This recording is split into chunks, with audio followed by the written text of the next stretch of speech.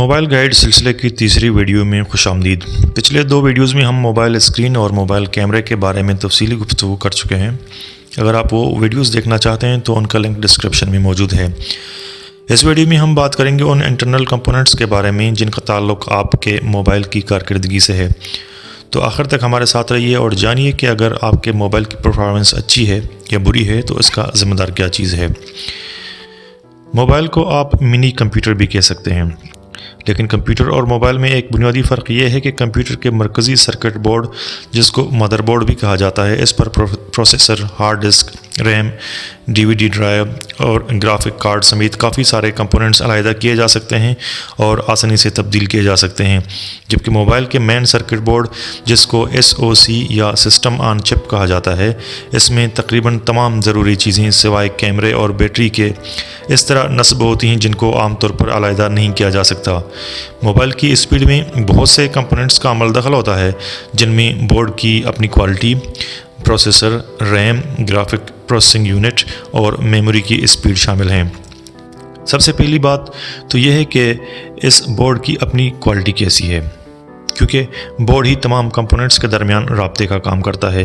LG کے دو mobile LG G4 اور LG V10 صرف بورڈ کی وجہ سے فلاپ ہوئے۔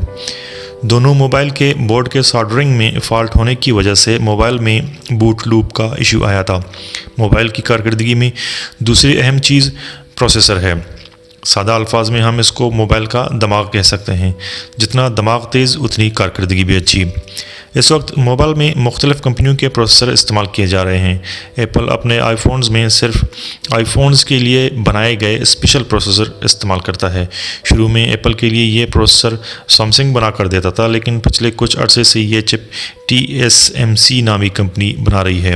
ان پروسیسرز کو A سیریز میں ظاہر کیا جاتا ہے، یعنی A4، A5 وغیرہ۔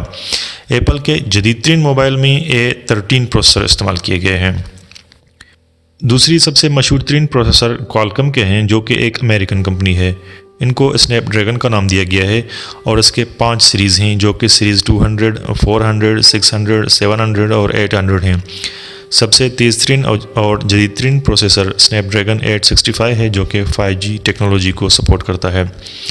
Samsung, Google, LG، Motorola, Nokia اور بہت سے دوسرے چائنیز کمپنیاں اپنے موبائل فونز میں اسی کمپنی کے پروسیسر استعمال کرتے ہیں۔ سیمسنگ اپنے موبائل فون میں اسنیپ ڈریگن کے علاوہ اپنی کمپنی کی بنائی ہوئی پروسیسرز بھی استعمال کرتا ہے، جو کہ ایکسینس کہلاتا ہے۔ ہواوے کی بھی اپنی کمپنی ہے جس کا نام ہائی سلیکون ہے اور جس کے پروسیسر کی سیریز کو کرن کا نام دیا گیا ہے۔ ان کے علاوہ موبائل فونز میں تائیوان کی کمپنی میڈیا ٹیک کے پروسیسر، جو کہ نسبتاً سستے ہوتے ہیں، استعمال کیے جاتے ہیں۔ سستے موبائل اور زیادہ تر چائنیز موبائل فونز میں اسی کمپنی کے پروسیسرز استعمال کیے جاتے ہیں۔ کمپیوٹرز میں اکثر گرافک کارڈ علیحدہ سے لگایا جاتا ہے، لیکن موبائل میں GPU پروسیسر کا ہی حصہ ہوتا ہے۔ موبائل کی اسپیڈ میں ایک اہم کردار فون کے ریم کا بھی ہوتا ہے۔ ریم موبائل کی عارضی میموری ہوتی ہے جس میں کوئی بھی اپلیکیشن استعمال کے وقت لوڈ ہو جاتا ہے۔ ریم جتنا زیادہ ہوگا، موبائل اتنی تیزی سے اپلیکیشن کو لوڈ کر سکتا ہے اور چلا سکتا ہے۔ شروع میں موبائل میں چند میگا بائٹ کا ریم استعمال ہوتا تھا، جبکہ آج کل جدید موبائل فون میں 12 GB تک ریم استعمال کیا گیا ہے۔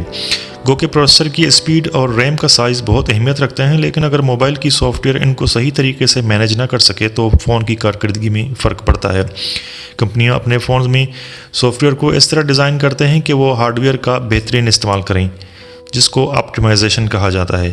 اگر کسی کمپنی کے سافٹ ویئر انجینئر زیادہ ماہر نہ ہوں یا کمپنی پیسہ بچانے کے چکر میں ٹیسٹنگ اور ریسرچ پر زیادہ توجہ نہ دے تو اچھے ہارڈ ویئر کے باوجود بہتر کارکردگی حاصل نہیں کی جا سکتی۔ ان کے علاوہ موبائل کی اسپیڈ کا جس چیز پر انحصار ہوتا ہے وہ ہے موبائل کی انٹرنل اسٹوریج۔ اس مقصد کے لیے ایمبیڈڈ میموری چپ استعمال کی جاتی ہے، یعنی یہ موبائل کے مرکزی سرکٹ بورڈ کے ساتھ فکس ہوتی ہے۔ ہر میموری چپ کی ریڈنگ اور رائٹنگ اسپیڈ مختلف ہوتی ہے۔ اگر موبائل میں پرانے جنریشن کی چپ استعمال کی گئی ہو جس کی قیمت نسبتاً کم ہوتی ہے تو اس سے بھی موبائل کی اسپیڈ میں فرق پڑتا ہے، خاص طور پر ویڈیو ریکارڈنگ وغیرہ میں۔ اگر آپ بہت ہی اچھا موبائل لینا چاہتے ہیں تو ظاہر ہے اس کے لیے آپ کو رقم بھی اچھی خاصی درکار ہوگی۔ دوسری طرف اگر آپ سستا موبائل لیں گے تو اس کی کارکردگی اچھی نہیں ہوگی۔ اس کا ایک حل یہ بھی ہو سکتا ہے کہ آپ نیا اور سستا موبائل لینے کے بجائے اتنے پیسوں سے پرانا موبائل لیں جس کی کارکردگی نئے اور سستے موبائل سے بہت زیادہ اچھی ہوتی ہے۔ موبائل نئی لیں یا پرانی، خریدنے سے پہلے اس کے آن لائن ریویو ضرور چیک کر لیں۔ خاص طور پر ان لوگوں کے اوپینین ضرور پڑھ لیں جو پہلے سے اس موبائل کو استعمال کر رہے ہیں۔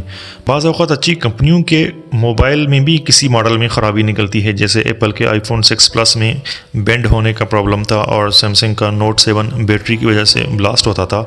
اور اگر آپ پرانی موبائل لینا چاہتے ہیں تو کسی ایسے شخص سے مشورہ ضرور کریں جس کو موبائل فون کے بارے میں سمجھ بوجھ ہو، اور پرانے موبائل کسی قابل بھروسہ دکان سے لیں۔ موبائل انٹرنل کمپوننٹس کے بارے میں بس اتنا ہی۔ اگر آپ نے ابھی تک چینل کو سبسکرائب نہیں کیا تو سبسکرائب کریں، اور اگر آپ کو کوئی سوال ہے تو کمنٹ سیکشن میں ہم سے ضرور پوچھیں۔ شکریہ۔